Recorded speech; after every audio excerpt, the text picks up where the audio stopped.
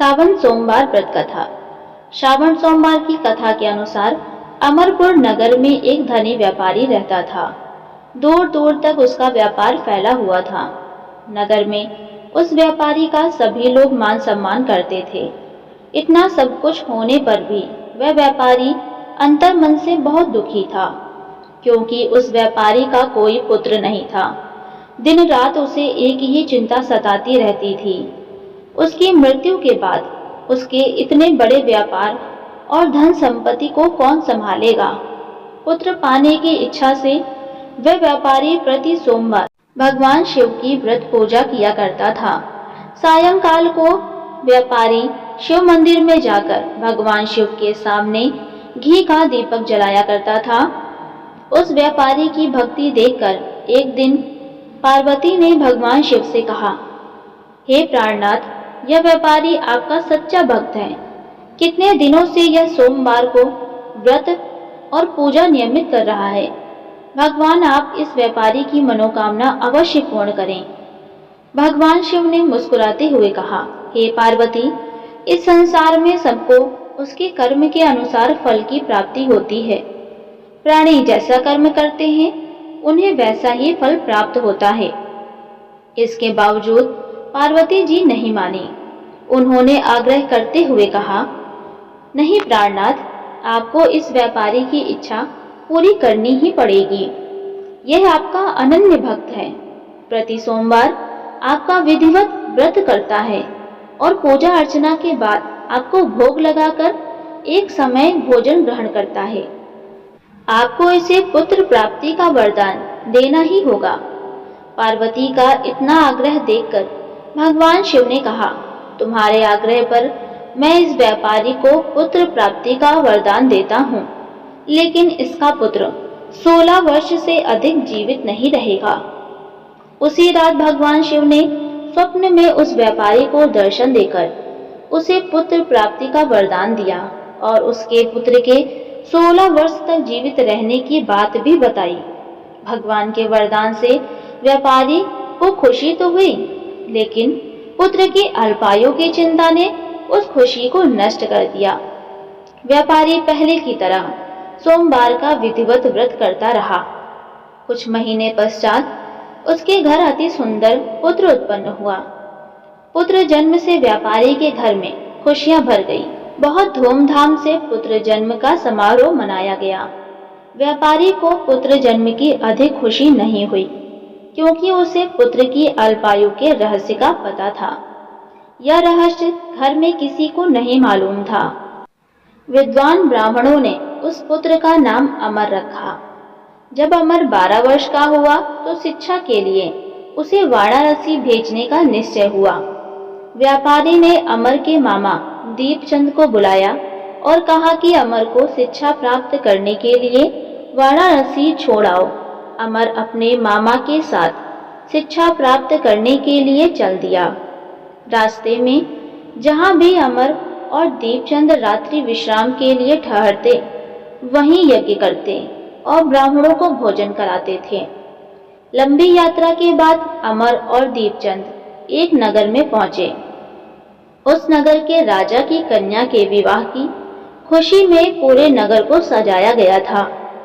निश्चित समय पर बारात आ गई, लेकिन वर का पिता अपने बेटे के एक आंख के काने होने के कारण बहुत चिंतित था। उसे इस बात का भय सता रहा था कि राजा को इस बात का पता चलने पर कहीं वह विवाह से इनकार न कर दे। इससे उसकी बदनामी होगी। वर के पिता ने अमर को देखा तो उसके मस्तिष्क में एक विचार आया। उसने सोचा, क्यों ना इस लड़की को दूल्हा बनाकर राजकुमारी से विवाह करा दूं। विवाह के बाद इसको धन देकर विदा कर दूंगा और राजकुमारी को अपने नगर में ले जाऊंगा। वर के पिता ने इसी संबंध में अमर और दीपचंद से बात की। दीपचंद ने धन मिलने के लालच में वर के पिता की बात स्वीकार कर ली। अमर को दूल्हे के वस्त्र पहनाकर राजकुमारी चंद्रिका से विवाह करा दिया गया। राजा ने बहुत सा धन देकर राजकुमारी को विदा किया। अमर जब लौट रहा था तो सच नहीं छिपा सका और उसने राजकुमारी की ओढ़नी पर लिख दिया, राजकुमारी चंद्रिका, तुम्हारा विवाह तो मेरे साथ हुआ था। मैं तो वाराणसी में शिक्षा प्राप्त करने जा रहा हूँ। अब तुम्हें जिस नवयुवक की पत्नी बनना पड़ेगा वह कान्हा है। जब राजकुमारी ने अपनी ओढ़नी पर लिखा हुआ पढ़ा तो उसने काने लड़के के साथ जाने से इनकार कर दिया। राजा ने सब बातें जानकर राजकुमारी को महल में रख लिया। उधर अमर अपने मामा देवचंद के साथ वाराणसी पहुंच गया। अमर ने गुरुकुल में पढ़ना शुरू कर दिया। जब अमर की आयु 16 वर्ष की हुई तो उसने एक यज्ञ किया। यज्ञ की समाप्ति पर ब्राह्मणों को भोजन कराया और खूब अन्न वस्त्र दान दिए। रात को अमर अपने शयन कक्ष में सो गया। शिव के वरदान के अनुसार शयनावस्था में ही अमर के प्राण पखेरु उड़ गए। सूर्योदय पर मामा अमर को मृत देखकर रोने पीटने लगा। आसपास के लोग भी एकत्र होकर दुख प्रकट करने लगे। मामा के रोने विलाप करने के स्वर समीप से गुजरते हुए भगवान शिव और माता पार्वती ने भी सुने। पार्वती जी ने भगवान से कहा, प्राणनाथ, मुझसे इसके रोने के स्वर सहन नहीं हो रहे हैं। आप इस व्यक्ति के कष्ट अवश्य दूर करें। भगवान शिव ने पार्वती जी के साथ अदृश्य रूप में समीप जाकर अमर को देखा तो पार्वती जी से बोले, पार्वती, यह तो उसी व्यापारी का पुत्र है। मैंने इसे 16 वर्ष की आयु का ही वरदान दिया था। इसकी आयु तो पूरी हो गई। पार्वती जी ने फिर भगवान शिव से निवेदन किया, हे प्राणनाथ, आप इस लड़की को जीवित करें, नहीं तो इसके माता पिता पुत्र की मृत्यु के कारण रो रो कर अपने प्राण त्याग कर देंगे। इस लड़के का पिता तो आपका परम भक्त है, वर्षों से सोमवार का व्रत करते हुए आपको भोग लगा रहा है। पार्वती के आग्रह करने पर भगवान शिव ने उस लड़के को जीवित होने का वरदान दिया और कुछ ही पल में वह जीवित होकर बैठा।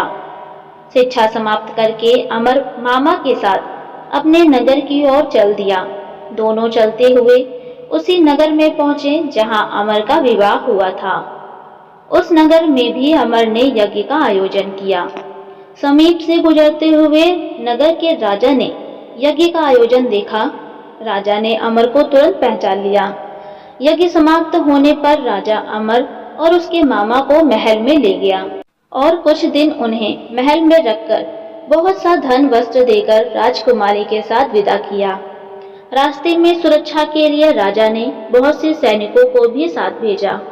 दीपचंद ने नगर में पहुंचते ही एक दूत को घर भेजकर अपने आगमन की सूचना भेजी।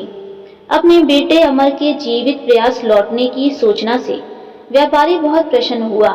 व्यापारी ने अपनी पत्नी के साथ स्वयं को एक कमरे में बंद कर रखा था।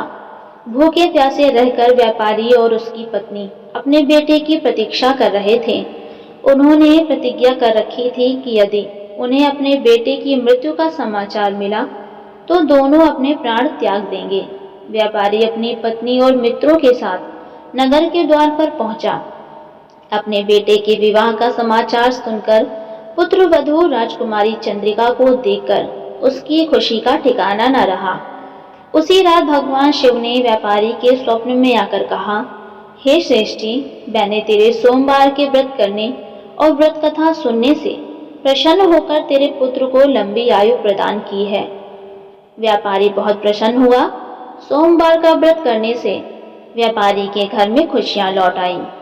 शास्त्रों में लिखा है कि जो स्त्री पुरुष सोमवार का विधिवत व्रत करते हैं और व्रत कथा सुनते हैं उनकी सभी इच्छाएं पूरी होती हैं। तो दोस्तों, ये थी सावन सोमवार के व्रत की